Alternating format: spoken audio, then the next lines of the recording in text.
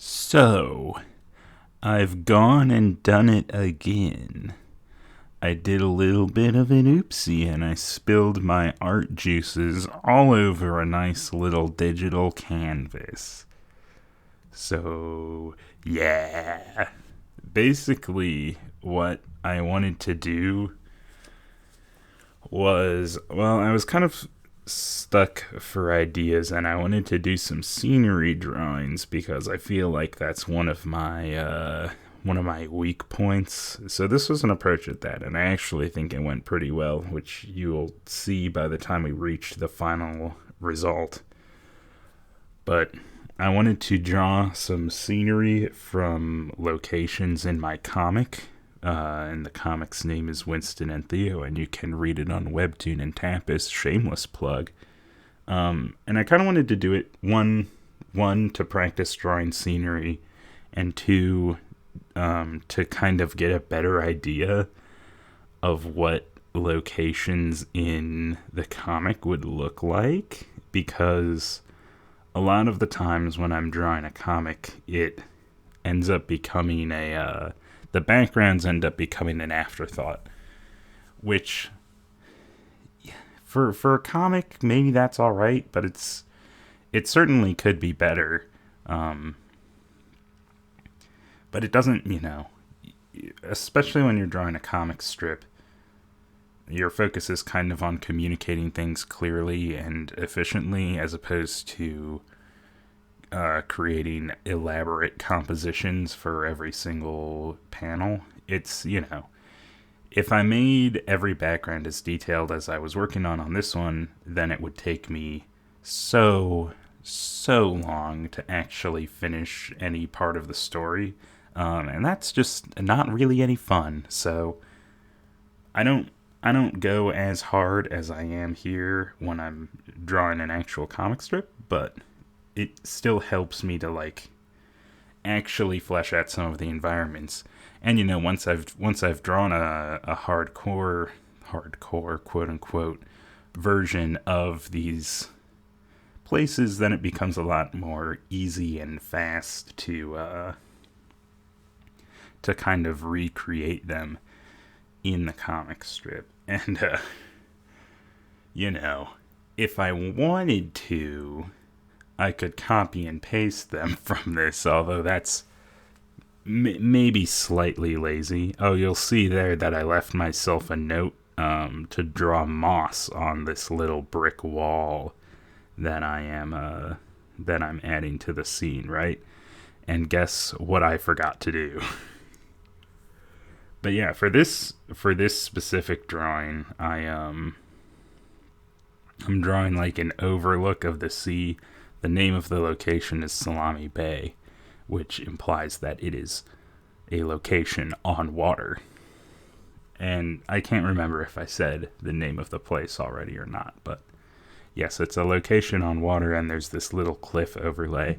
And you'll see that I've done something clever, and that is that I actually used a reference. I know. It's kind of a revolutionary art technique where you look at something real while you're drawing to inform your choices about your piece. Really cutting edge stuff, guys.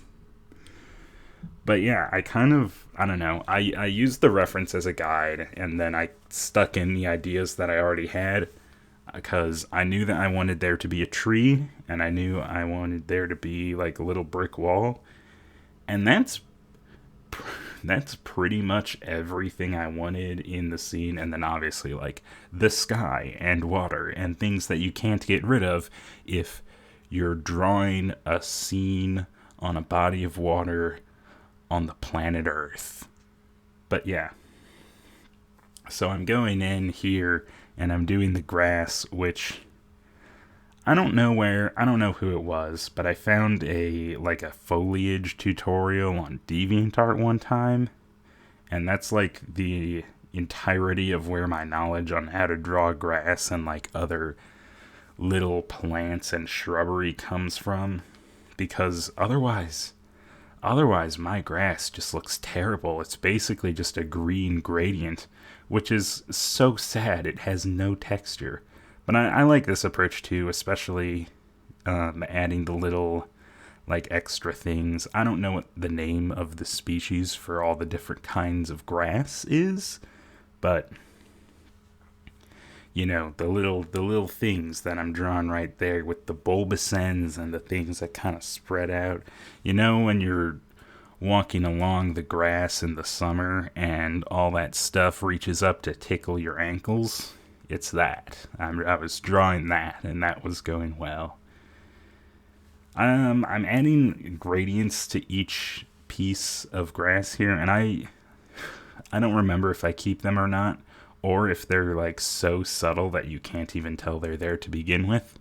I think it's probably the latter, but yeah, it might be a small thing, but maybe it does add, or maybe it makes no difference at all. But you'll see that I'm kind of doing the tree in blue here, like a dark blue.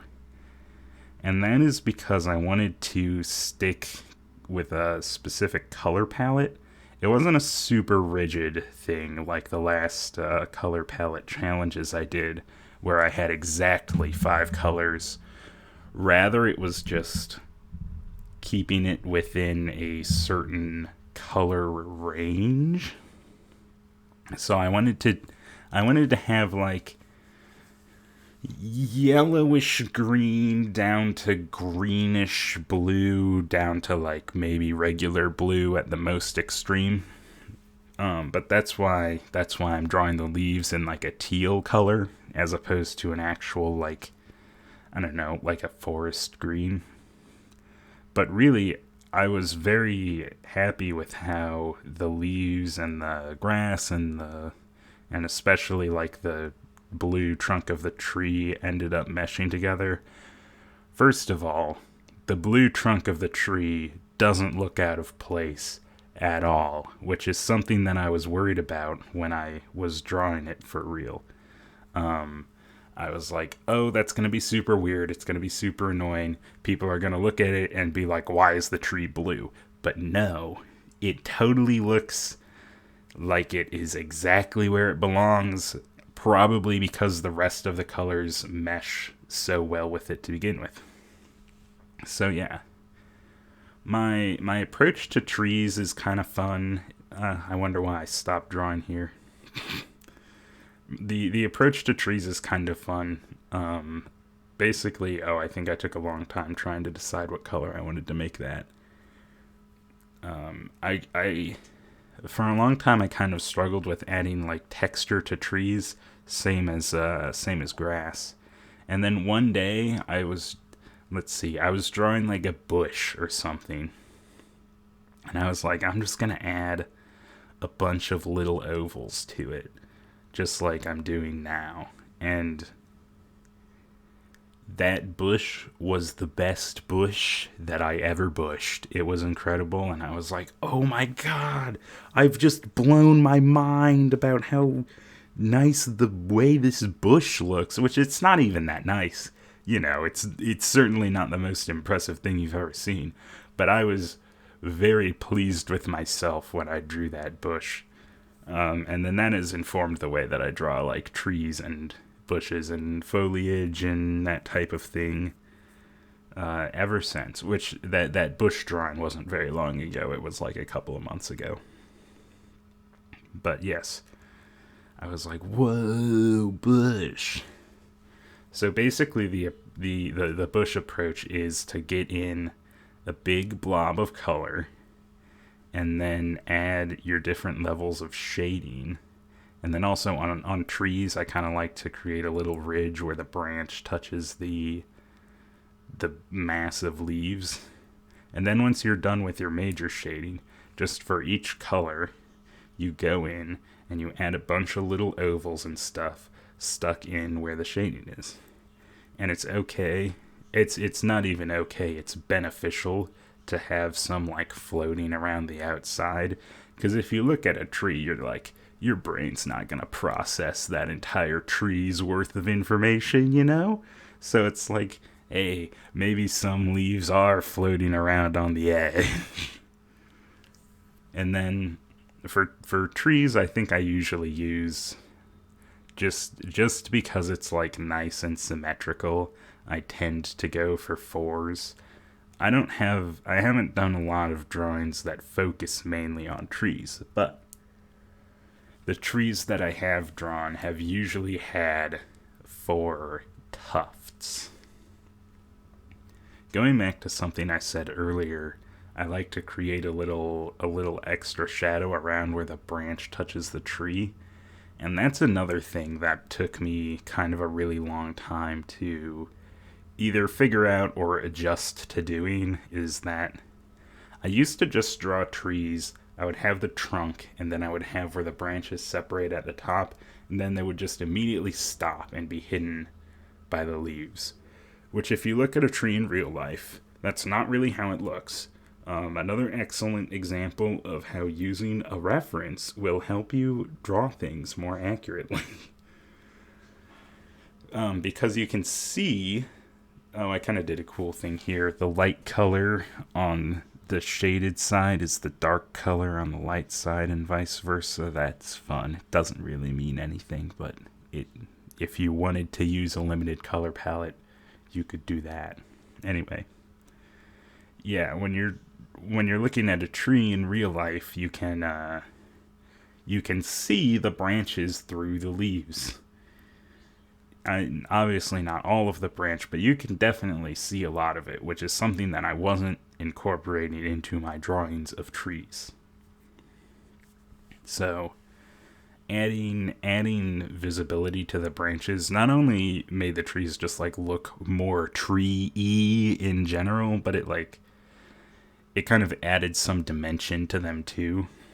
Here comes the brick wall, and I was just if I remember correctly, I was just like so at a loss for how to communicate the dimensionality of this, how to make it look kind of 3-dimensional and give it the vibe I wanted. I did figure it out, but you see here, I'm sort of going along the top and adding the lightness, and then I took a really long time trying to decide how I wanted to do the space between the bricks.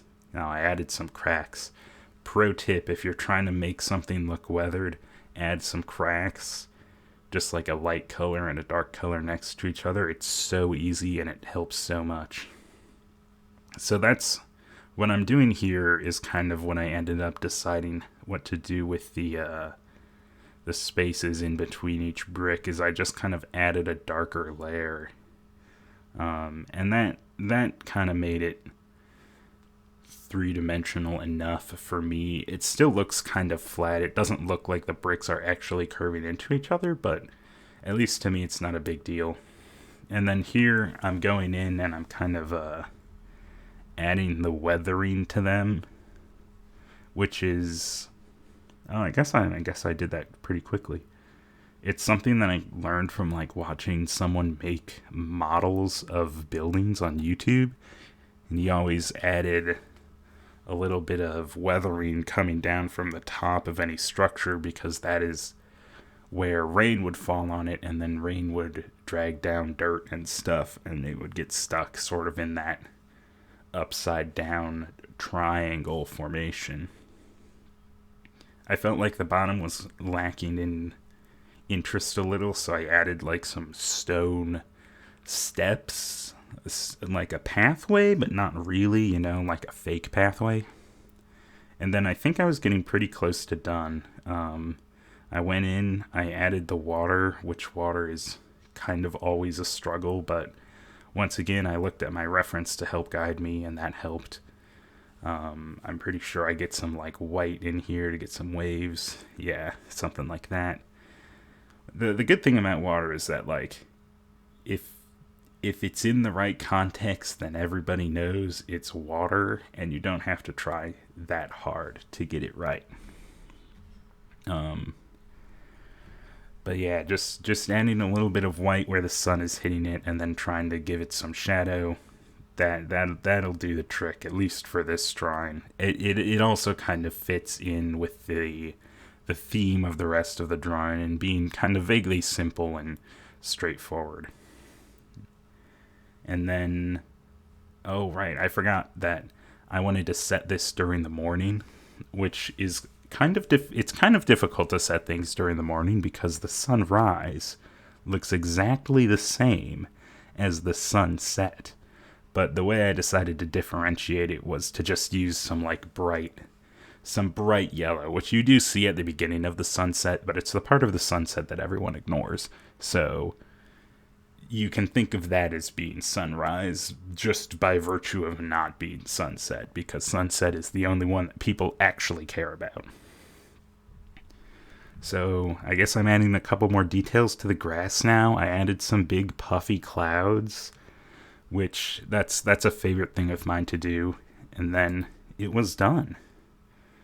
And yeah, that's kind of the completed piece. Oh, I did, after I stopped recording, I was like, something's missing, and I added a shadow on the ground being made by the tree, which I think that added a lot personally, or it made it feel more morning-y as well. But yeah, with that, the drawing was complete. I'm pretty happy with how it turned out.